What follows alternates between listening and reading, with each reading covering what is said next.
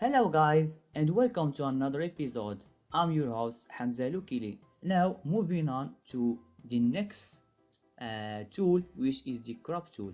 The crop tool is a tool that we can use to resize our document. In our example here we have this picture here. Now I resized this picture before we begin the tutorial to just show you. If I click, as you can see in the top corner here, I have this cursor switching between this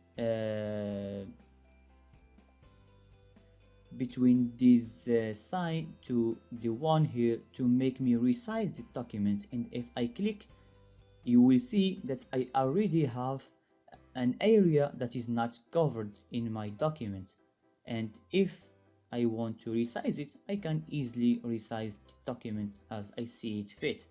This is how we can resize documents.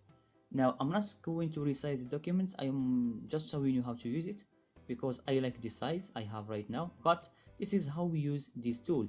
And if you have a picture but you think it's rotated a little bit and you want to make it look right guys, so if you go to the top corner or the one here, any corner in the picture, if you move the cursor outside the border, it will switch to this rotation mode, and if I click, I can switch this picture, and while I'm switching it, as you can see, it will try to resize the document to the rotation you are making. As you can see, it's switching between making the document bigger or smaller. Now let's say I'm okay with this resizing like this. So you are still not feeling good with your picture. You think that you can make it look even better. I mean, look at this deer. He looks like he is rotated just a little bit, and you want to make him look like as if he's standing like this, right? But you can't make it really just by your eyeballs, like just looking at it, right? It feels like it's a little bit not straight, right?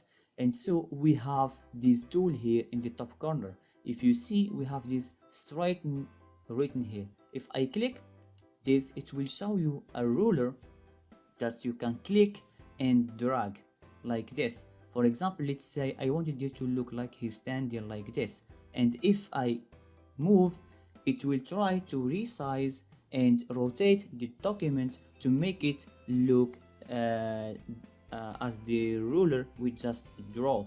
Let's say I want to make it looks like in the level of those mountains here, right?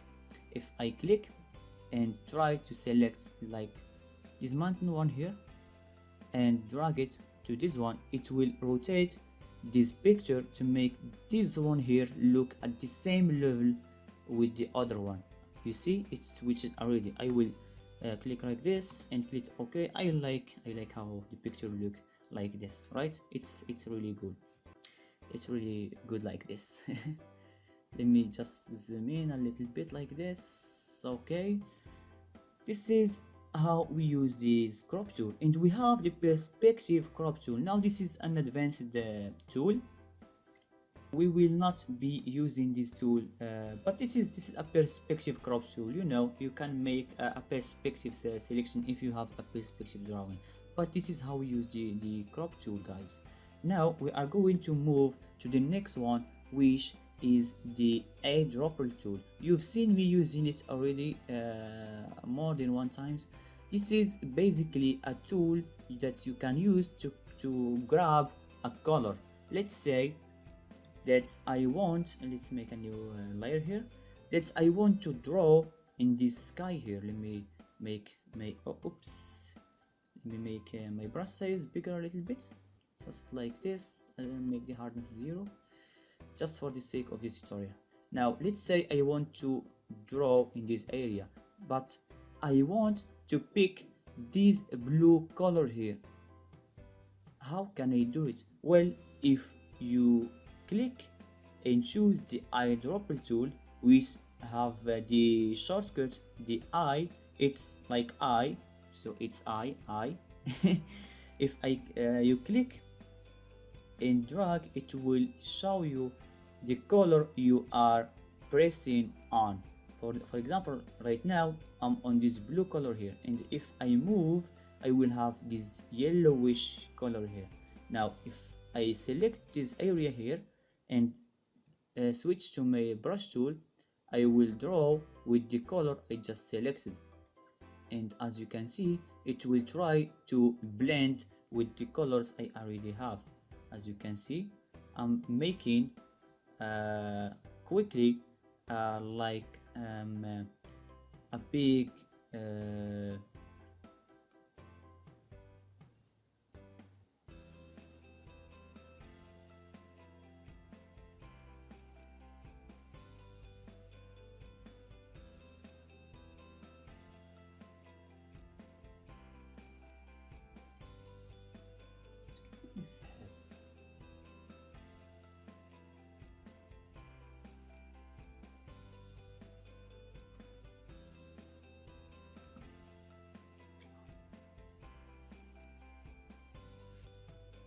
as you can see, I'm creating something that look like a cloud in the sky just by switching the color to another one, and I'm quickly creating looks like a cloud in the sky here. And let me just grab this color here and try to blend it like this on the picture.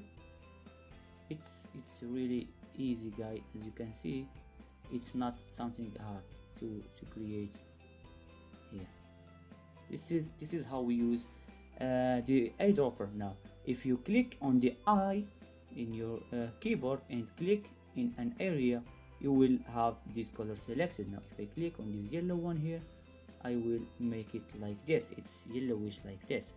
It's really easy, guys. And if I select this one here, I can even make more clouds just by clicking and selecting a color from the picture by itself, and I'm making already something that's look like a cloud, right? It's cool. Let me just grab this color here and try to blend these colors, and you can resize. Let me just resize this one here, make it bigger, and have it with one click like this, just to make it looks like a sky, right? Just like this. And I just created this area here so quick without even trying. Sorry guys, I lost myself here. I was focusing on the picture. As you can see, I just created a different from the previous picture into making it into another picture just by drawing. We will talk about layers later, guys. Don't panic for now, as I'm switching between these two stuff here. It's just to show you guys what we can do for now. This is how we use the eyedropper tool. You just click in the eye on your keyboard like this, and it will try to select the color that you are hovering with your mouse.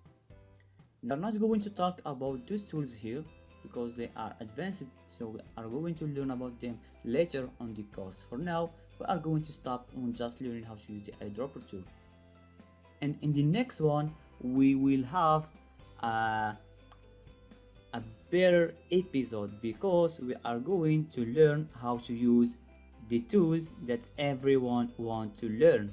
It's the brush tool, it's the spot healing brush which you use in photoshopping people's face, etc. We are going to learn how to use the eyedropper more, and maybe we will learn how to use the clone stop tool and those tools here in the eraser tool. As you can see, I already used them more than one time, but we are going to finish our series soon, guys, the beginner guide. We are already in the middle of our tools here, and when we finish them we will switch to the layers and trying to explain more details. I hope you enjoy it, guys. I know it's boring for now, but just keep it up, guys. We will focus on learning the tools for now, so you will not have trouble when I see I'm going to use the eyedropper tool or I'm going to use the brush tool. You will not have this trouble trying to remember what does it mean. You will already know what it do